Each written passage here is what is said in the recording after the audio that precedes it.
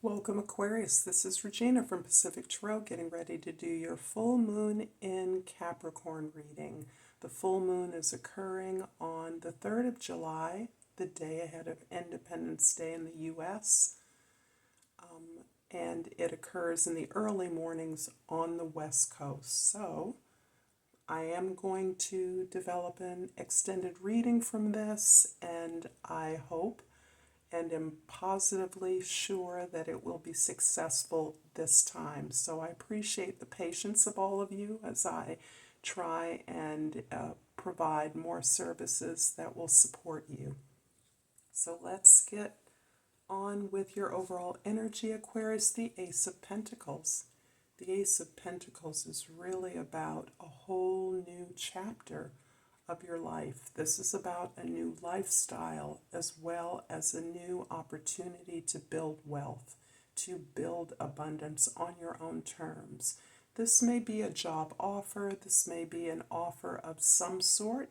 It can even be an offer for a partnership. The partnership is most likely focused on accomplishing a task in the material world. So this could be a business partnership. This can be a romantic relationship that also is with someone who you work with. So the possibility of a business partnership that turns into a solid relationship, or a one that is entered consciously with the intent of building a business or wealth together. In the position for your sun, we have the Four of Swords. Aquarius, a lot of healing going on for you, a lot of prayer, meditation, a lot of you understanding how your thoughts, how your perspective is affecting your reality, how it creates your reality. You feel a sense of gratitude for having gone through and survived, even triumphed over challenges in your past. You now understand how to set intentions in a way that you feel is actually altering your life, changing your life in the direction of abundance, of creating something useful and practical, building something long lasting. And you have seen your own growth, and for that you need a moment to pray, to give thanks, to rest, to internalize the changes that you have been preparing yourself to make in your material experience. In the position for the moon, we have the Nine of Cups. My goodness, happiness is yours. Please forgive my stomach rumbling. The Nine of Cups is about you being completely satisfied with your process, completely overjoyed and proud of the fact that you have made the shift, come to an understanding of how your thoughts are confirmed by your feelings, moving towards thoughts that make you happy and validate your skills, your gifts, that are not in and of themselves a struggle, even if that means the things you're moving towards are hard or difficult.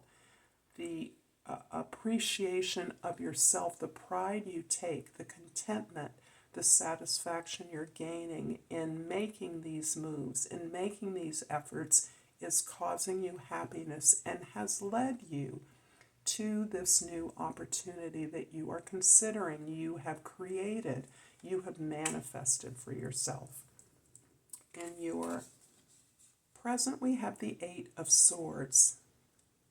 A lot of worry and anxiety has been accompanying this ability of you to refashion your environment through a process of setting clear intentions that resonate with who you are, that acknowledge your experience in trying to get there. And at presently, you may be considering the backstory of the position you're in right now. It is very challenging to make changes in one's life that stick forever. So part of that retreat that you feel necessary is to consider these old stories, these old narratives, the opportunities to strategize. And this is, in many ways, you're aware, taking you out of the present moment. The present moment being opportunities to grow abundance and wealth and to feel good, to match your opportunities with who you authentically are. This is really reversing and challenging so many of your assumptions about those things. In the past, we have the Five of Wands. Five of Wands is you really looking at changing the way you work with others or solving a problem with others. This is about the way that you collaborate with your peers. This can be your co-workers, family members. In any effort that you're involved, you are offering a new way of working to your team. You are embodying an agreement among all of your peers to solve a problem consciously without an assumption that anyone has the answer, but that you are committed to gaining the information, learning the skills that are going to help you create the solution that is appropriate for everyone. And in your future, we have the Queen of Cups. Hooray. Aquarius, you are learning to be your own best support. You're learning that no one can heal you, no one can love you, no one can assist you in the way that you can for yourself. You're learning to give yourself permission to ask for help, which is big for someone who has a Saturn rulership along with Aquarius. So the temptation to always appear strong, to appear strong to others when you're not strong, you're challenging that for yourself. You're giving yourself the things you need, no matter how you appear to others. You are someone who others can come to and share their need for support or assistance. And this is part of what helps to fuel your own effort to love yourself enough, to soothe and heal yourself. This is part of the retreat that you are taking, that you've recognized you need, and that you're now taking the steps to give yourself all the warm and fuzzies that you deserve, that you desire. You're not questioning your deservedness because you're now understanding that when things feel good, then that is a confirmation that you are honoring your highest self. You're honoring your potential, and this is supporting you to move forward in this new, beautiful direction.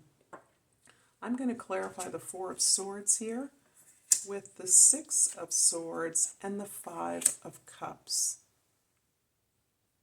You've moved away from heartache in many instances. This didn't happen once. Your heart was broken. You were disappointed in something that didn't come to fruition. You've been disappointed repeatedly, and you are attempting to understand that cycle and your responsibility in it, rather than escape that pain, which may have been something you've done historically.